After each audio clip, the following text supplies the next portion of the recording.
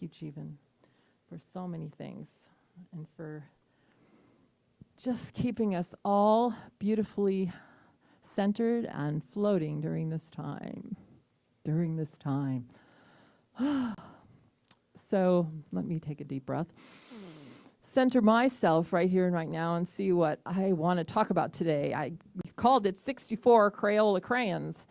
How many remembers their Crayola crayons? They're still here. We're still using them. I know that I think I still have a box in my closet, and I remember when I had them when I was a child, and I guess the 64 colors came in 1958, so I would have been about 5 years old.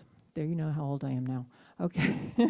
Anyway, I just remember how important my crayons were to me and how I loved all the different colors and how creative I got with them. I mean, this is going to sound crazy, but I didn't have a lot of dolls and stuff, so I would use my crayons as dolls to make up for the dolls I didn't have when I created my stories and stuff. Is that crazy, right? I made them into little people. I was a crazy creative kid. And I think that this is a time that's calling for crazy creative kids to just make themselves known and be creative. We've had to be very, very creative. And those of us that can be the most creative are the ones that are going to walk through these times and into whatever our next incarnation is in a much higher place. So, but what I know about crayons is that they're different colors. And there's a quote that says, let's see if I can find it. I've got them all highlighted, but obviously I cannot find that one. Oh well, it doesn't matter. It's all about the crayons being in the same, these beautiful colors that fit in the same box together. And I feel like right now we're different beings at different places in our consciousness, experiencing this whole thing in a different way. So in a reality, we are all in the same box of an experience, but we're not in the same box of consciousness in that we're all experiencing it differently. Of course, we're one consciousness and we believe in oneness, and we're celebrating the biggest expression of oneness that I've had in my lifetime during this time, where everybody in the world is experiencing this thing at the same time. But again, I just want to say that everybody is experiencing it differently. Everybody has different ways of looking at it. Everybody has different ways of being in it. And what I'm getting to today is this idea of what we teach in our teaching, which is this idea of diversity and unity. And if we don't allow for diversity and unity, we end up in a really, really tight spot, a really rigid spot, a really unloving spot. In our teaching, we have something called the Declaration of Principles. And it says, and I'll explain it if it sounds too complicated, the manifest universe, that would be everything in the universe, not just the earth, everything, is the body of God. It's an expression of God. It is the logical necessary outcome of the infinite self-knowingness of God. So everything is self-knowing. We are always in a point of self-knowing, and we experience everything from that place. And this is a manifestation that we've created, not a God outside of ourselves. We believe in the incarnation of the Spirit in all people. So there's no people that are in or out of Spirit. We're all in the Spirit. And that all people are incarnations of the one Spirit. I'll read that again. We believe in the incarnation of the Spirit in all people, and that all people are incarnations of the one Spirit. So let's not even go 64 colors in a box. We've got, I think what I read was 7.8 billion people on this planet that are all experiencing this, and they're all different expressions of the one Spirit. So what I'm noticing that's kind of hurting me is this idea that we can't accept people for where they're at, and that different people, like I said, are expressing this differently and are in different levels of consciousness. And what I think is so important right now is that we allow that because if we turn against each other, we turn against each other, we're not going to make it through this. And what is the most important thing right now is love, acceptance, and compassion, and understanding, and courage. Courage. So Mahatma Gandhi said, our ability to reach unity in diversity will be the beauty and the test of our civilization. I feel like we're being asked to do this right now, to reach unity in diversity, and it will be the test of our civilization. We already know, and it is scientifically proven already, following the geologists and the scientists that have studied civilizations, you know, billions and billions of years, however many years, I don't know, that we are at a place of the 6th mass extinction. How do you feel about that? This is where we've brought ourselves, to the 6th mass extinction. I don't know about you, but it doesn't feel really good. It doesn't feel really good to think that we have brought ourselves to that. But what I know is that this virus is calling to us to bring ourselves out of that and to start a new civilization, a new way of being, a way of love, a way of power and light and life and all of these peace and all of that. It's calling for us to do that right here and right now. This is why we have called it. Like I said in the beginning of the service, we are cause. We might like not to think that, but we are cause.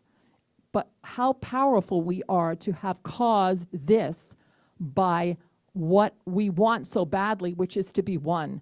There's a place within us that really wants to be one. There's a place within us that wants to be in love all the time. There's a place within us that really, that is our truth.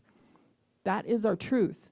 And we just got a lot off kilter with that. We just got a lot off. And we called this in, I believe, this is my belief, and some others that think that as I do, that we called this in to help us and to save us. But what are we going to do with it? Are we going to live in fear? Are we going to start turning against each other? Or are we going to look this as a time where we can get real creative with our colors and our crayons and our different personalities and put something really great together? I know the answer I want and the answer I'm envisioning.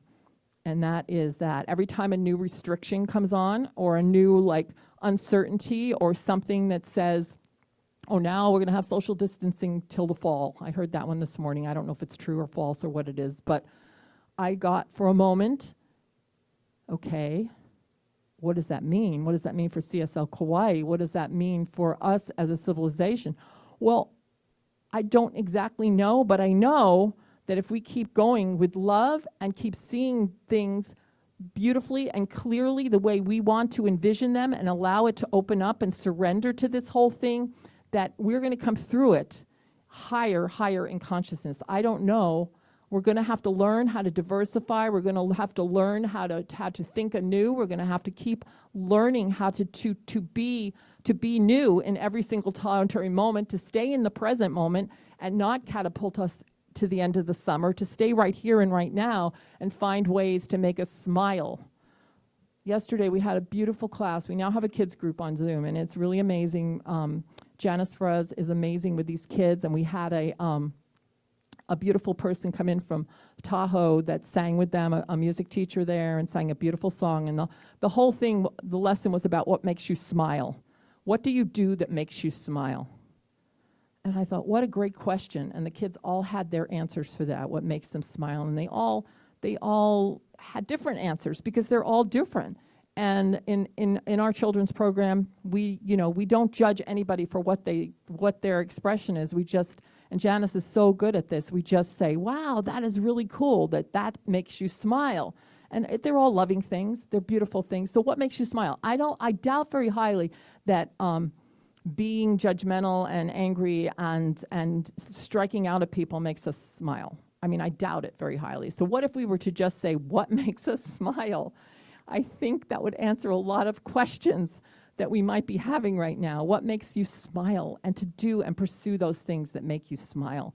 And a smile is not just something on your face. A smile comes from your heart. It comes from that deep place within you that's resonating, that God self that you are. So Eleanor Roosevelt wrote, and this must have been back then when they were going through their traumatic time, right? Pit race against race, religion against religion, prejudice against prejudice, divide and conquer. We must not let that happen here. If we're divided, we're going to be conquered by this. We have to come together and get really creative and use all our colors and respect our differences. Be compassionate, loving, understanding, and take our place in this new civilization that is being built right here and right now. We're not going back to normal. We don't want to go back to normal. We called ourselves right here and right now to this experience. And I know that it's good. I know that if I step back far enough and really, really go back to first cause, to the field of unlimited possibility, I can create something really beautiful. And we each can do that together. We can get out of the world of effects and start practicing being back there in first cause. So I had this song come to me that I wanted to sing because I think it's one of the chief graces that we have at this time that we can actually practice, that's easy, and it's kindness. Kindness to ourselves. Oh my God, every day I say to people that I see, I go, did you thank yourself tonight for all the wonderful things you did today and for the way you stood through this, no matter what was happening, even if you fell off, you still got back on. This is not easy. We're not used to being like this. We're not used to it. So we have to love ourselves, be kind to ourselves, be kind to each other, and we will make it through. I know it. We already are. A new world is being born. So let's start with kindness. Thank you, Barbara.